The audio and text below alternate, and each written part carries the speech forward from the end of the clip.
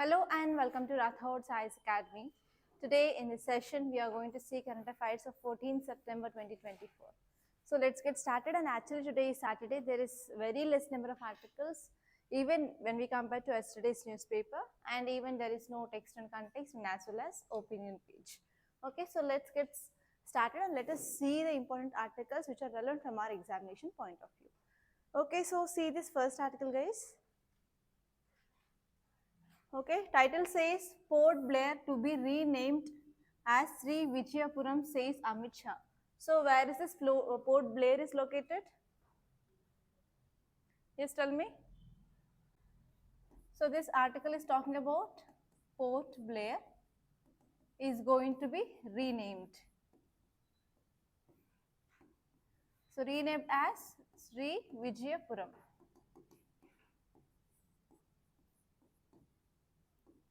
So what are the dimensions you have to see?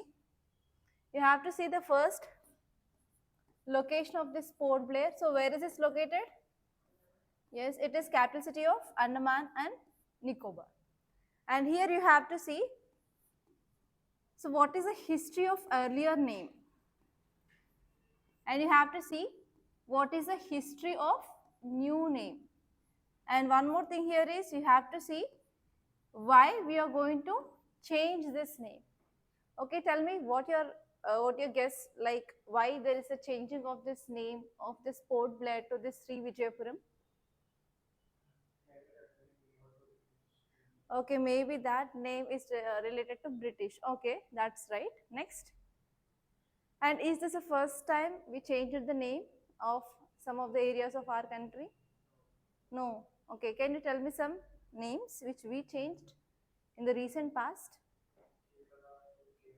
Okay, Kerala to Kerala. Next.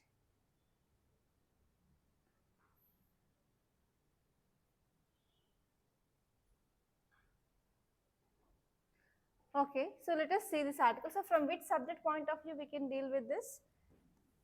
From GS paper 1 geography, and second one is from GS paper 1 from history point of view. Okay, so let us see this article. So our Union Home Minister said that we are going to change this name of Port Blair, which is the capital city of Andaman and Nicobar Islands, to be renamed as Sri Vijayapuram, because we want to show that we are free from Britishers. So to show free nation from colonial imprints. So even there should be no colonial imprints in our independent India. So we are going to change those names. Okay, so this name Sri Vijayapuram reflects our struggle for freedom. And even this name which also shows about the contribution of Andaman and Nicobar in gaining our independence. And actually this island which has unique place in our country's independence and as well as history. So do you know about the jail? Actually the people during this British India, that is during the time of Indian freedom struggle, so whoever the Indian fighters you're fighting, so they will be arrested and they will be kept in this Andaman and Nicobar itself. Okay, so because of this, Andaman and Nicobar plays a very important role in our Indian independence and as well as history of India. So this island which played a very important role even during the period of ancient, that is during this Chola Empire. So they used this island, and especially they used to place their naval base in this island. So because of this, yes, this place is very important for maintaining of our security and as well as development of our country. And even one more significant history of this place is Netaji Subhash Chandra Bose, he was hosted this tricolor national flag for the first time in this island. Okay, so because of this, yes, it is very, very important. And even we had the cellular jail in this Andaman and Nicobar Islands, and the Indian freedom fighters, they used to be kept in this jail itself. And actually, if you see the history of this Port Blair, so this name which got from Archibald Blair, so he was a British naval surveyor and also lieutenant in the Bombay Marine. Okay, and actually he did the survey in Andaman and Nicobar for the first time in 1770s. So because of this, the capital city got this name of Port Blair from this name. And if you see, this name Srivijaya was the ancient name of an empire which had base in Sumatra. So it is a very great empire and it had influence even in Southeast Asian part. And actually, so this Srivijaya Empire also played a very important role in expansion of Buddhism. So the name is having ancient relevance, medieval relevance, and as well as modern relevance, and even the present time also. You know about the importance of Andaman and Nicobar in maintaining security and as well as safety, and to improve our influence in Indo-Pacific region. Okay, so because of this, we are going to change this name. Clear? And even one more emperor of this Chola is very important, that is Rajendra I. He also carried out attack on Srivijaya where he used this island. Okay, so there is a relationship between Srivijaya and as well as Chola Empire of our country. And even after we got independence also, we are using that. And even during the Indian national movement also, our Indian freedom struggles use this place. Okay, so this is the relevance of this place. And actually now the present government, it wants to remove this remnants of slavery, and as well as it wants to decolonize the country by even replacing these names. So this is the present relevance. Clear? Yeah, see this article, weather gods. So this article is talking about this mission Mausam. Already we had discussions on this topic, but there is no choice for me, so I'm taking this. So what is this mission Mausam is about? Mausam is a word from where monsoon had been derived. Tell me now, what is this mission Mausam is about? So why it is in news recently? Today I will be giving you a question on this mission Mausam. Tell me, what is this mission Mausam? Yes, regional connectivity of countries which are present in this Indian Ocean region. Okay, so here the keyword is mission Mausam. So from which subject we can say this? From GS paper 2 under international relations, from GS paper 1 under geography, okay, and even it will be helpful for GS paper 3 under internal security. What are the dimensions you have to see? You have to see what does this mission Mausam is about, and what are the aims and objectives, and you have to see what are the challenges, and you have to see what are the significance. And these 4 points are very important for your prelims and as well as mains. So you can expect both prelims and mains question from this project Mausam or mission Mausam. So recently our cabinet had been approved this mission Mausam, and the outlay which given here is 2000 crore rupees for this project. So because of this is in news. And now let us see the basic facts regarding this mission Mausam. So our union cabinet approved this mission Mausam with an outlay of rupees 2000 crores over 2 years. And actually when you are preparing for UPSC, there is no need of remembering these facts of how much crores, how much amount of money which is allocated. That is not at all important. And even you can't remember till your examination or on that examination day also. So don't focus on these facts. So just remember that our union government, or for example, if you are not even remember this union cabinet, you can say government of India approved this. So who is the implementing agency? So we have 3 agencies. First one is Indian Meteorological Department. Next one here is Indian Institute of Tropical Meteorology. And this one here is National Center for Medium Range Weather Forecasting of Ministry of Earth Sciences. So here how can you expect your prelims question is, which of the following are the implementing agencies of this mission Mausam? And they may give around 5, and they'll ask choose the correct or incorrect. Okay, so in that way you can expect the question from this implementing agencies. And what are the objectives? The first one is to boost India's weather and climate related science and even research and services. And we are focusing on tackling of extreme weather events because of climate change. And even we can also improve our capacity, resilience across the community sectors and ecosystem, and we can improve the strategic relationship between the countries which are part of this Indian Ocean region. So these are the aims and objectives of this mission Mausam. And what are the key details which are given here is, so this project Mausam, it is a culture project which is mainly given up by Indian Ministry of Culture and Archaeological Survey of India with Indira Gandhi Center for Arts and National Museum in New Delhi, and they want to connect the countries in Indian Ocean region. So this term Mausam, which is related to weather or season, and actually we are using this word mausam for our monsoon, okay, which is the climate of our country. And what is the importance of this project mausam? It is focusing on enhancing weather observation system, and even we are focusing on better monsoon forecast and quality alerts, extreme weather warnings. And whenever we are having the good forecast of weather, obviously it will be improving agriculture, and even we can manage the disasters, and even we can have improved focus on the health. So these are the things, nothing more. And see this article, it is very important. The shock of crumbling infrastructure and the solution. Okay, what is this infrastructure is about? In which subject you will be reading this infrastructure? Yeah, economy, environment, next disaster management. So recently we saw that under construction buildings and bridges, they had been fallen in which state? Bihar. Okay, so here this article is talking about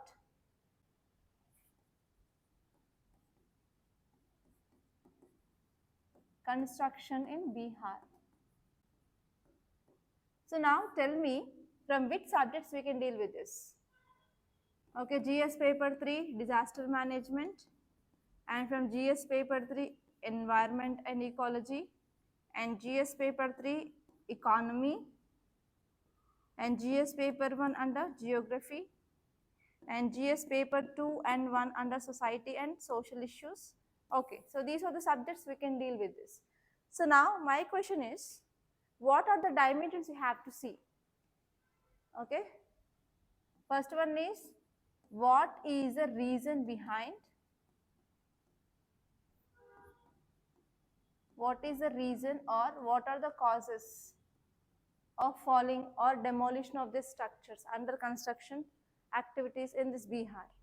So tell me, what are the causes of falling of infrastructure?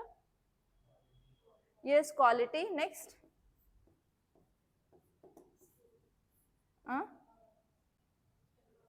Okay, so what are the technologies they are using? It is outdated technology. Next.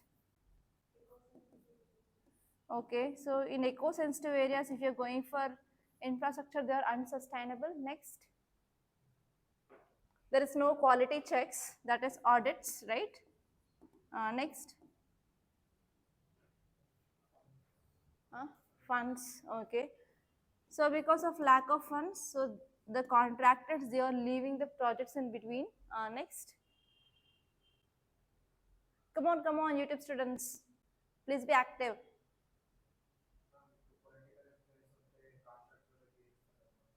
Okay, okay, nepotism and red tapeism. That word is called as nepotism and red tapeism. Next.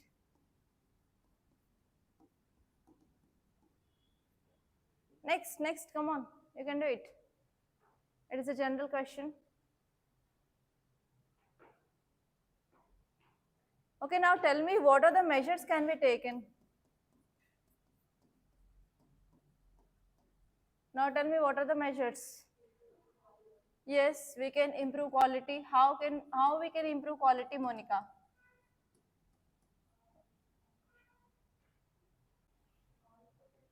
Huh? How can we improve quality?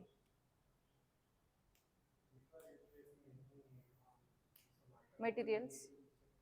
Okay, we need to check. Okay, so we need to take expert guidance. Next. Yes, proper tenders, very good.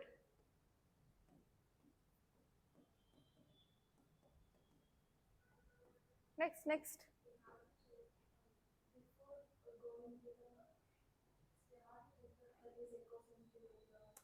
Okay, we need to go for environment impact assessment. Next. Use this kind of words, environment impact assessment. So don't write in the general terminology. Try to include keywords. Next. Yes, we need to have skilled engineers. Next. For them, we need to have proper training.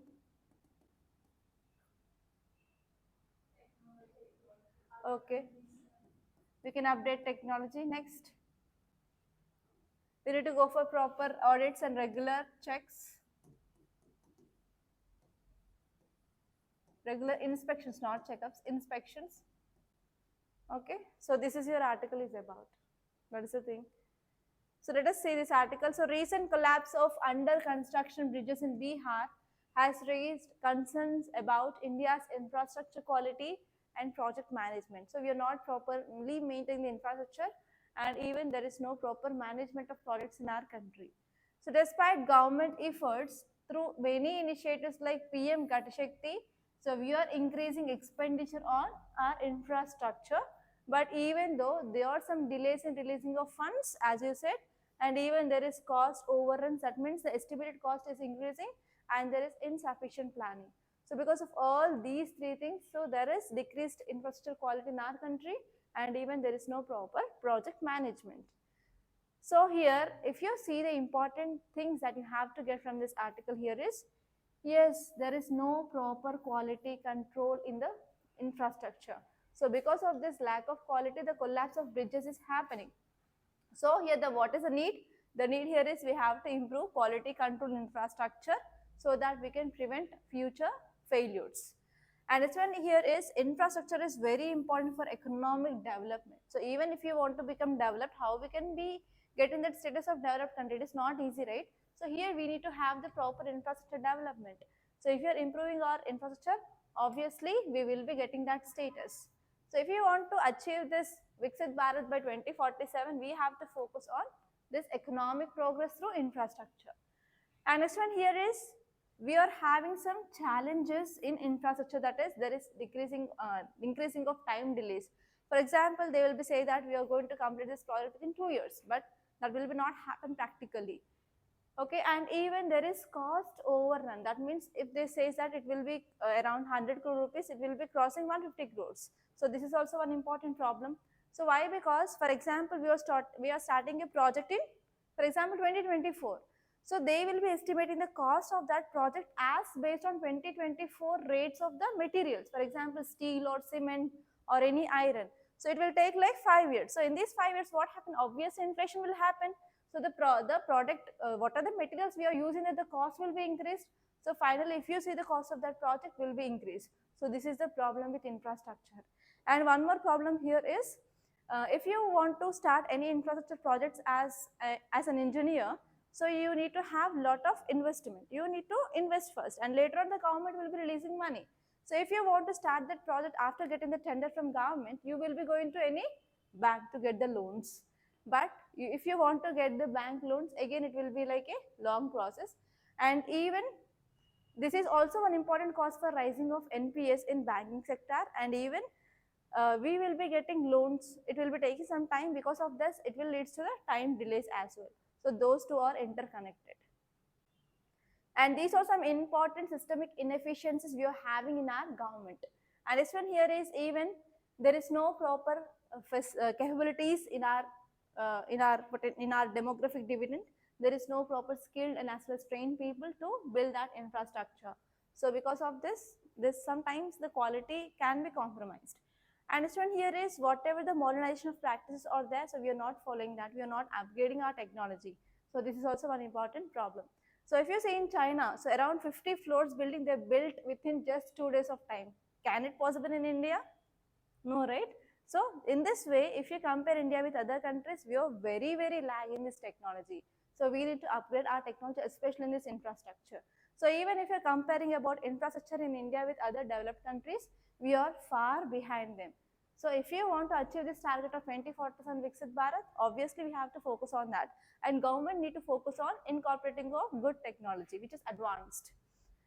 Okay, and even we have this PM Gati Shakti initiative, which is encouraging the collaborations among the government departments, which is aiming to improve this infrastructure, improve this efficiency. But even in this PM Gati Shakti also, we are having some inefficiencies or incapabilities. So we have to come up with that. Okay, so that's the thing. And see here, very important topic. So WTO had been done for you. WTO, World Trade Organization. No, right? Okay, do you know about at least what is this World Trade Organization? Do you know about this concept of subsidies? No idea? Yes. Okay, I have to teach it from first. Okay, so we have WTO, that is World Trade Organization. So in India, in 1991, we came up with this LPG reforms: liberalization, privatization, globalization. So in this globalized era, one country is interconnected with another country, okay, for trade. Trade includes exports and as well as imports, okay. So actually, whenever we are doing trade with different countries, always we have to ensure free and fair trade, right? So to ensure this free and fair trade, we need an organization which will be taking responsibility of ensuring this free and fair trade, right? So for ensuring of free and fair trade in this globalized era, we came up with an organization called as WTO. Okay, so now actually today's article is about fisheries. So if you see India, India is having a very large coastline. So in this coastline, we have well-developed fisheries. Yes or no? So which are the coastal states? We have Gujarat, Maharashtra, Goa, Karnataka, Kerala, Tamil Nadu, and AP, Odisha, West Bengal. So these are some important coastal areas, coastal states especially. They are good at fishery. And the people who are living in this coast area, mostly their economy will be dependent upon this fishing and allied activities, right? Okay. So now here, if you see, government of India, if it is providing subsidies, okay, subsidies for this fishermen, what happens? If government is providing subsidies for fishermen, what happens? Yes, the cost of expenditure for this fisherman will be decreases, obviously, right? Okay. So whenever this cost of expenditure of this fisherman is decreasing, then the amount which he is selling the fish will be increased or decreased. Okay, I will be telling one more example. For example, let us take USA. So in this USA, government is not providing any subsidy. Government is not providing any subsidy for fishermen. Okay, this is one criteria. And let us take one more criteria. Here we have India. So in India, government of India is providing subsidy for fishermen. Okay, so I want to make this much more simple. So for fishing, what is the equipment they need? They need, example, boats. So without boats, they can't go into sea and they can't fish, right? Okay, let us take trawlers. So you know about these trawlers, right? Okay, trawlers. So here, this fisherman want trawler to go for fishing, but USA is not giving any subsidy. For example, this fisherman, he wants 10,000 rupees. Okay, this is very less, but you can see like this fisherman needs 10,000 rupees for buying a trawler so that he can go for fishing. So here government is not providing any subsidy, means so this person, he has to pay 10,000 rupees to get the trawler. Okay, so here Indian person also want this trawler, and for this he need 10,000 rupees, but government is providing, for example, let us take 50% of subsidy. Okay, 50% of subsidy. That means out of this 10,000, how much this fisherman needs to pay? Just he needs to pay 5,000 rupees to get this trawler. So the same fisherman in USA, he has to pay 10,000 rupees, he has to pay 5,000 rupees here in India. Okay, so he bought the trawler and he went for fishing and he caught fishes. And is there any difference between the fish cost in USA and India? Yes or no? So where it will be costing high? In USA, fish cost is high compared to India. India, fish cost is low. Okay, so they had surplus now. So whenever they are having surplus, they will be going for exports. Yes or no? So now USA person went for exports and Indian person also went for exports, and they reached to international market. So in international market, which fish will be having low cost? Indian fish. Okay. Now Indian fish is having low cost. That means there will be more demand for Indian fish. Then who will be getting loss? USA will be getting loss. So is this a free and fair trade? No. Okay. So here the why this article is in news, because India is providing subsidies for this fisheries, which is affecting free and fair trade in international market. So because of this, USA will be raising complaint against India's subsidies in WTO. Is it clear now? So this is not only in this fisheries, but even in different sectors, India is providing subsidies. For example, agriculture. Okay, so there we will be having different agreements, and even in agriculture we will be having different types of subsidies, green box subsidy, amber box subsidies, like that. So in the same way, here in this fisheries also we will be having different kind of subsidies that you will be detailedly studying in agriculture topic of economy. Clear? So as of now you understand the concept, like whenever government is providing subsidy, what happens? The cost will be decreased, so that if they are reaching international market, it will be distorting the trade. So they are called as distorting subsidies. Okay, they are called as distorting subsidies. So here we have different kind of subsidies for agriculture, industries, and as well as fisheries, and this article is about fisheries. See here. So India stands on WTO fish talks, gets support from many developing nations. So actually there is complaint which is raised against India's fishing subsidies, but many developing countries, they supported India's fish subsidies. So this is the thing why it is in news.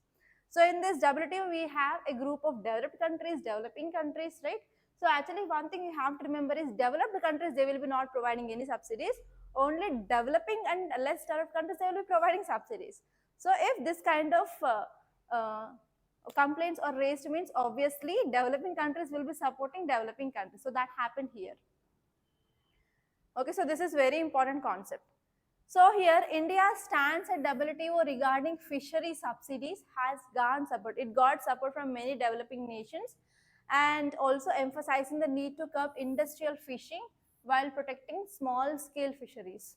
So actually one more issue here is, in the fisheries also we will be having small scale fisheries and as well as large scale fisheries. For example, we have to ban this bottom trawlers. I said about this concept in earlier classes. Why there is issue between India and Sri Lanka? Because of Indians, they are using this bottom trawlers, deep bottom trawlers. Because of that, it is very unsustainable, because even the small fishes, they will be catched out. So because of that, what happen in future? So there will be no fishing in that area. That will lead to unsustainable fishing practices. So we will be having environmental impact as well. So here this article is saying that yes, we have to give the fishery subsidies, but even we have to protect small scale fishers as well. Okay, so whenever we are giving subsidies, who will be getting benefited? Obviously large or industrial fishing will be get benefited. So on another side, we have to protect even the small scale fishers. So this is the thing which is mainly highlighted here. So now let us see the details. So actually in this WTO, India got global support. So many developing countries, they said that yes, we have to give the subsidies so that we can ensure equitable fishing practices, because already we came up with this agreement of subsidies in WTO, so that other countries also supporting India. And actually we need to focus on sustainability goals, because even our SDGs, one SDG is about life below water or life in the oceans. So even we have to protect the marine environment. So here, because of achieving of the sustainable development goals by 2030, so one important issue which raised in WTO is, whenever these developing countries are providing fishing subsidies, it will be affecting our sustainable development goals of life in water.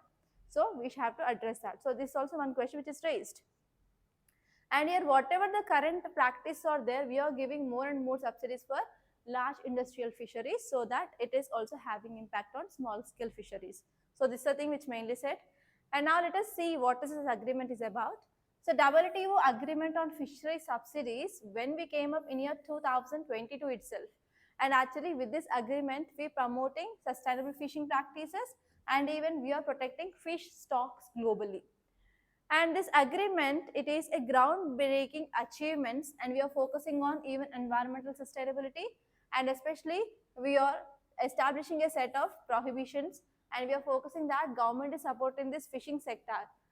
Okay, so here you have to focus on these categories of subsidies in this fisheries. So we have three types. The first one is beneficiary subsidiaries. So in this beneficial subsidies, so investments are promoting the conservation management of fishery resources. And the second type of subsidy here is we are also coming up with programs which are encouraging fishing capacities. Okay, so whenever we are increasing the fishing capacity, obviously it leads to over exploitation. So on this capacity enhancing subsidies, now the case had been filed in WTO because it is causing over exploitation. Because of this, it will be not achieving our sustainable development goal of life in water. And the third type of subsidy is ambiguous subsidies. So these subsidies, they have potential to either contribute to sustainable management or it will also result in over exploitation of the fishery resources. So these two are subsidies which are given by government that will have the impact on over exploitation, so that environmental impacts will be there. Okay, so these things that you have to see. And see this article, WHO clears Bavarian Nordic short for mpox. So what is this WHO? Again, one more organization, international organization. And even in your economy, once your static syllabus is done, you have to focus on international organizations. Okay. So tell me, what is this WHO? World Health Organization. So why we came up with this World Health Organization? Why we need this? Come on, think. So many times you have heard about this WHO is in news, right? So what is the need? Why we need these organizations? For what? Okay, so to ensure safe and security. Next. Okay, we need to regulate. Okay, next. For regulating purpose. Next, come on, think, you can do it. Hmm? Okay, so to approve vaccines, that is given in news. Okay, next. So to declare any disease as health emergency, so that every country will be taking proper measures to control that. So recently, which disease had been got the status of public health emergency? Mpox. Next. Come on. And to declare any disease which had been eradicated, right? Next. Come on, think. You can do it. What are the topics in news? You can interconnect everything. Okay, for research and development in health sector. Next. To monitor how the countries are taking measures to control and the spread of the diseases, right? Okay. So from which subject we can deal with this article now? Science and technology. Next. Health from GS paper 2 and even from international relations regarding international organization. So actually I want to give you one question. So recently there is an allegation that international organizations are decreasing their relevance. For example, United Nations Security Council. So what is the mandate of UNSC? To establish peace and security. But where the peace and security is there? So there is Russia and Ukraine crisis happening, Israel war is happening, Azerbaijan, Armenia, and even in Sudan there is increasing of terrorism and attacks. So is that organization working practically? And for example, WHO. So there are lots of functions and mandates of WHO. So even though during COVID-19 pandemic, so we heard that WHO is not much effective. And even WTO. So is it ensuring free and fair trade? So take your own perspective that whether these organizations are working as per their aims and objectives or not. So what are the reasons for decreasing of relevance? Okay, because it is a running and burning topic in news. So you may get question on this. Okay, so see this article. So World Health Organization approved Bavarian Nordic's vaccine and it's a first shot against mpox. Okay, so this move is very helpful so that we can control the spread of this monkeypox in Africa. Okay, now let us see the important points that we have to think here. The first one is you have to think about what is the role of WHO in health emergencies. So WHO's approval is very, very important now because we can understand that this organization at least have committed to fight against this global health emergencies. So whenever this is giving approval means obviously we can increase the availability of these vaccines so that we can address this issue of epidemics in the nation. And this one is we have to say about impact on public health in Africa. So whenever we are going for releasing of these vaccines without pre-qualification, so it may have some devastating impact. So actually the problem here is, so there is pre-qualification release of the vaccine. That means we don't know exactly what is going to be the impact. So before all these clinical trials, we are going for releasing of this vaccine because of emergency now. So is it correct? So it may have some devastating impact. So it may underscore the need of targeted health intervention. So we don't know what will be the impact, whether it will be working effectively or not. If it is working effectively, it's well and good. But what if it is not as per the requirements? And this one here is, there is also alarming statistics which says that 70% of mpox cases in Congo, they are in children. That means we need to take urgent steps to see this, to save this younger populations of this Congo. So there is no choice before WHO. Because of this, it is releasing this. So whenever you're writing about this decreasing of relevance of this organization, you can add this point of pre-qualification of this vaccine as well. And next one here is, there is also response to international concerns here. So declaration of mpox as a public health emergency, which mainly says that yes, this issue is very serious and we need immediate global health responses so that we can control the spread of these diseases.